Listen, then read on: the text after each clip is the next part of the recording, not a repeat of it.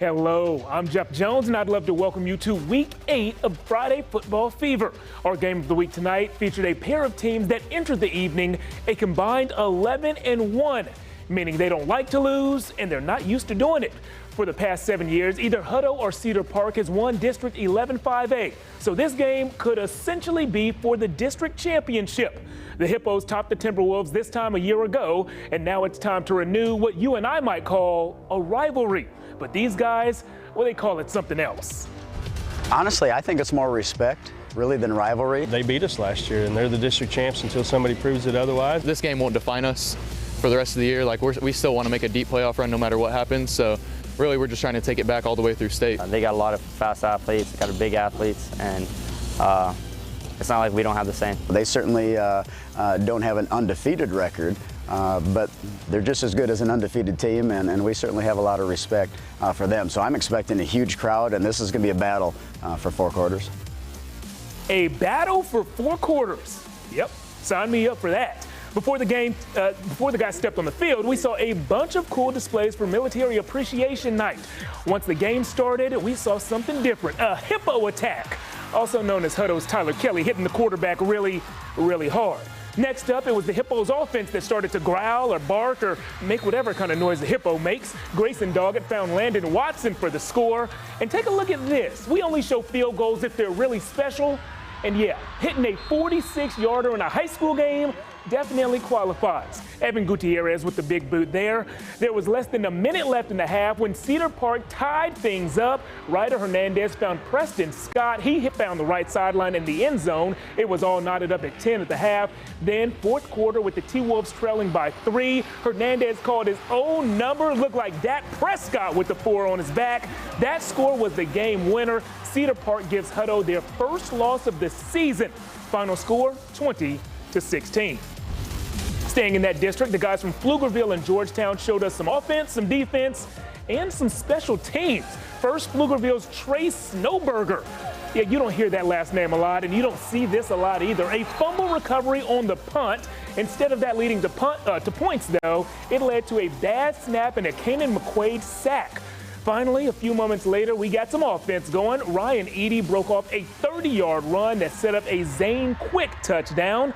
The Eagles led by 2 scores at the break. Final in this one, Georgetown wins 35-12. Let's go to the scoreboard for the first time tonight. A few 6A scores for you. Vandergrift stays perfect on the season. They beat Westwood 42-17 and are now 8-0 on the season. McNeil tops Leander 28-3. That snaps a 4-game losing streak for the Mavericks. To 25-6A, Anderson just lit up the scoreboard tonight. Trojans beat Austin High 70-49, and Hayes continues its strong season. They beat Lehman 62-7 and remain undefeated. Speaking of 6A teams, after a 4-0 start to the season, Vista Ridge has now lost 2 of their last 3 games. Cedar Ridge, on the other hand, entered the week having won 2 of their last 3. It was Vista versus Cedar, the Rangers versus the Raiders, the Ridge versus the Ridge. All right, guys, shake hands. May the better Ridge win this one. Or should I say the higher scoring Ridge. This thing was a shootout from beginning to end. The Raiders found Deuce Vaughn early and often. His first score of the night was through the air and for 6. But the Rangers responded quickly. Here's a name for you, Ethan Heffelfinger. Ethan snuck past the safety and into the end zone on that play. Once Cedar Ridge got the ball back, they followed a familiar formula. It goes like this. Give the ball to Deuce. The K-State commit crossed the goal line for his 2nd time today. Cedar Ridge played catch-up for most of this one, and they were just 1 score away from catching all the way up. Vista Ridge wins 49-42. Same district in this game would definitely have an impact on the playoff standings. 6-0 Stony Point taking on 5-0 Round Rock, and this one was all about the short touchdowns. Until it wasn't. First, Round Rock's Israel Morgan scores easily from 2 yards out. Then Stony Point's Kendall Thomas showed off some speed for the 10-yard touchdown. His next score would be a lot longer than 10 yards. This 66-yard sprint went for 6. The Tigers led by 7 at that point, but the Dragons came back and knocked off the previously undefeated Tigers. Final score tonight, 34-31. Back to the scoreboard, San Marcos having trouble with Clemens. The school from just outside of San Antonio is up on the Rattlers 51-24. and McCallum falls to Seguin 40-14, the final in that one. The scores keep on coming. Marble Falls tops Bastrop by 8, final score 45-37, and Weiss beats Cedar Creek in one of the lower scoring games of the night, final 17-14. As you've seen, we have updated you on 12 games so far, and we have plenty of highlights and scores left to show you, plus our Band of the Week winners. All that and more straight ahead.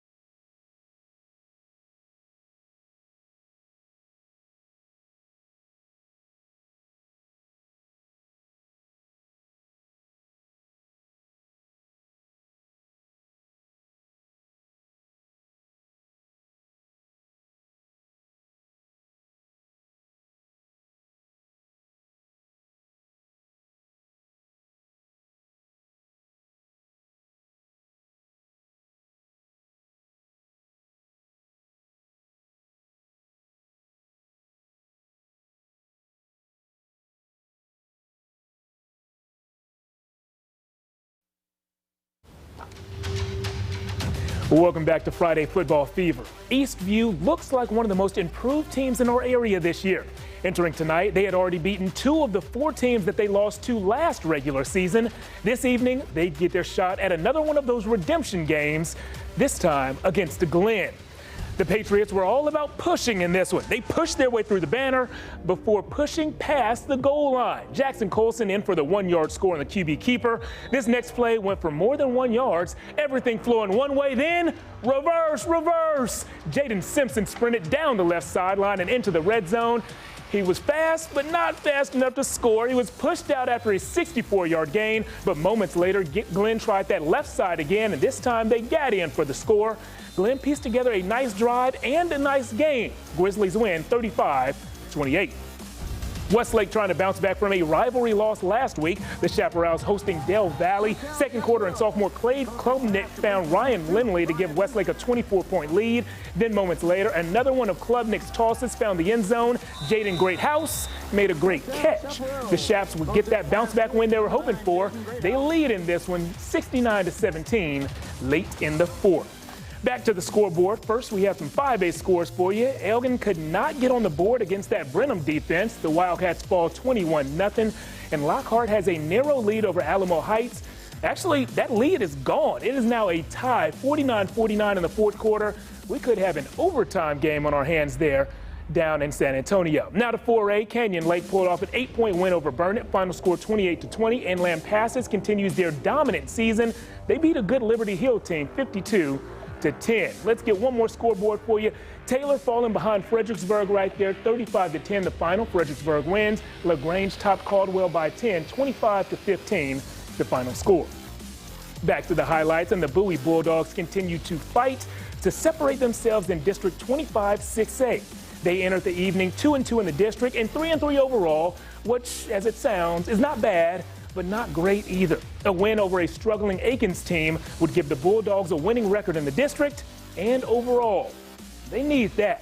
Aikens held a 7-0 lead in the second quarter when the Bulldogs' Wildcat quarterback Jaden York showed us that he called ahead for reservations in the end zone.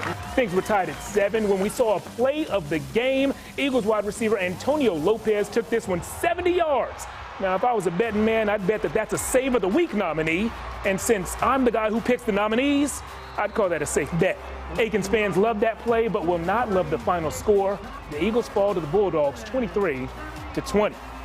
To the private schools, Hyde Park hosting Regents, the Panthers recovered a fumble on the game's opening kickoff, but couldn't get any points out of that drive. And when they gave the ball back to Regents, well, that Knights offense showed us why they average about 41 points per game.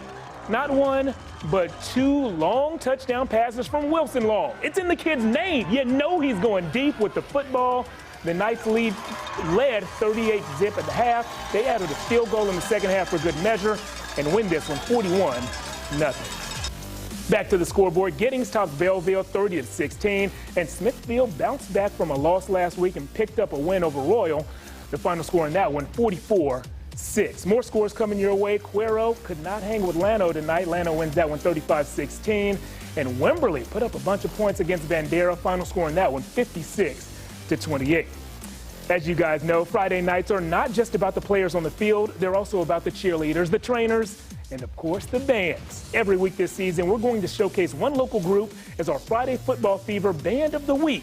This week, that honor goes to the band from Westlake. They've made a habit out of playing loud and proud all game long. Let's take a listen.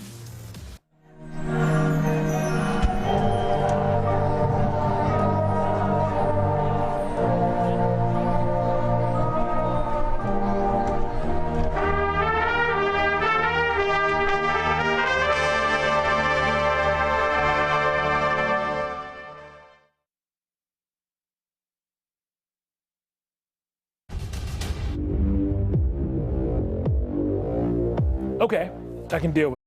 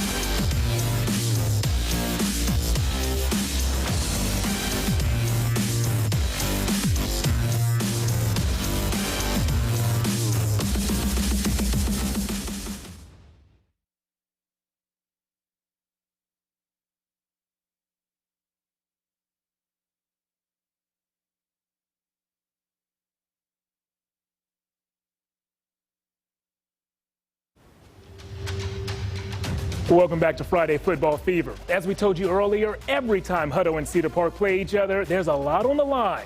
Tonight's game was no different. You've already seen the highlights, but our Emily Giangreco got to see things up close and personal, all the way down to that game-winning play.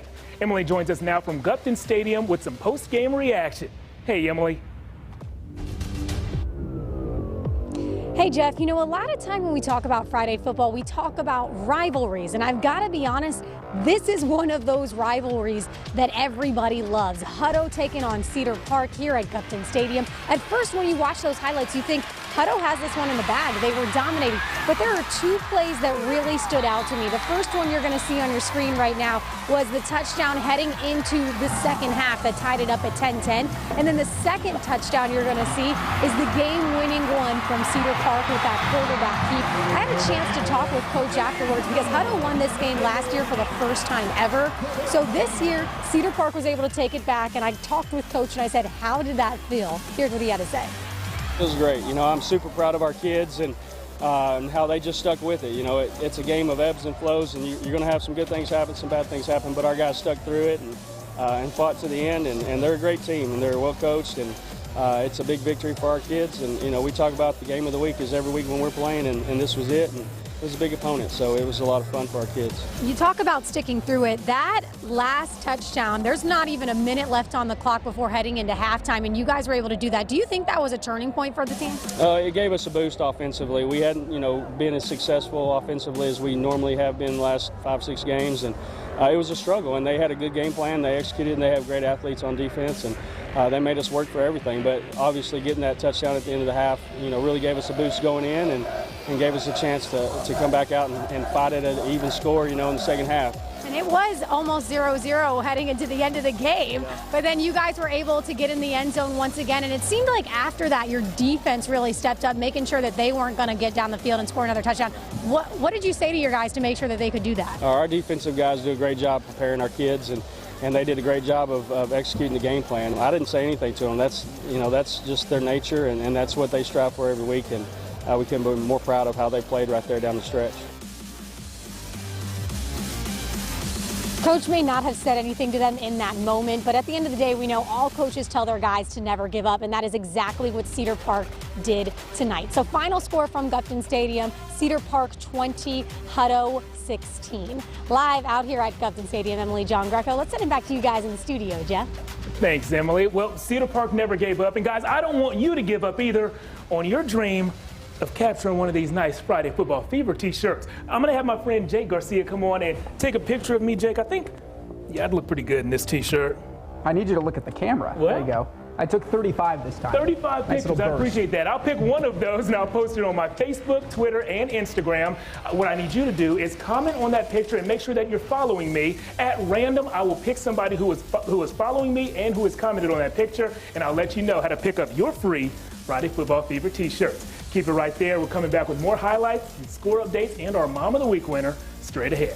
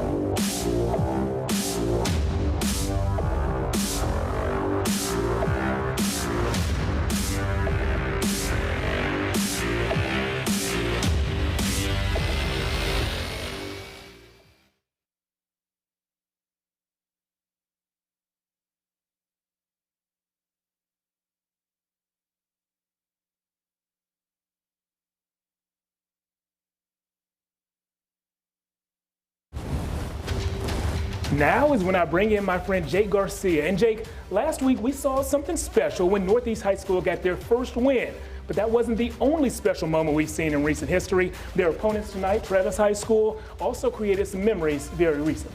That's exactly right. Not only did Travis recently snap a long losing streak of its own, But thanks to the generosity of an anonymous donor, the Rebels got some desperately needed new helmets. Our friends at the Austin American-Statesman recently published a piece that connected low-income schools to a lack of success on the gridiron. It's inspired the greater community to rally behind Travis High School and inspired one local to leave a $5,000 check for SpeedFlex helmets. It was quite the surprise for a very appreciative group of young men.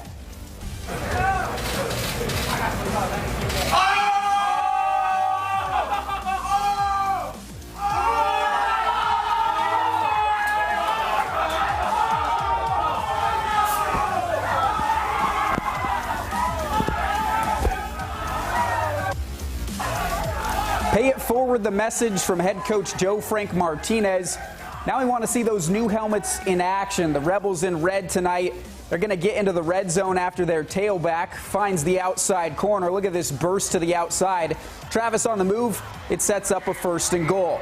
But the Northeast Raiders, they'd clamp down. Snap mishandled here by the Travis quarterback to Corey Eason. Jumps all over it. A scoreless first half led to a second half that wasn't that much more high scoring. Northeast comes alive just a bit. Raiders win it 20-7 in the end. From District 12 to District 11, Mainers won 4 straight after an 0-2 start. Connolly got its first win of the season last week after starting 0-6. Mustangs quick to the gas pedal tonight. Dayron Butler III going to field it on the cherry hop. And the most difficult part of this return, just getting around his own teammate.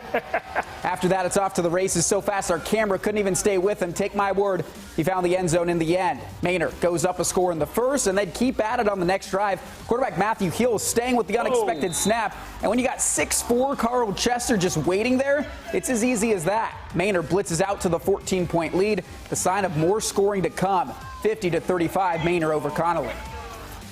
Thanks, Jake. Well, as many of you know, one of my favorite segments that we do here at KVUE is our Mom of the Week. It's our way of saying thanks to some of the most loyal high school football fans out there, the moms. This week, our award made the trip out to Lago Vista High School. Take a look. You have won Football Mom of the Week. Yay! I'm glad I combed my hair. Well, Denise, let me be the first to tell you that your hair looks great. It's almost as great as the work that you've done this year as the president of the Lago Vista Booster Club. Denise goes above and beyond every week to make sure that her son Jaden and the rest of the team has everything they need for game day. She also looks after the fans by working in the concession stand every home game to raise money that goes back to the team. So we asked her, what does she hope the kids learn from watching her selflessness?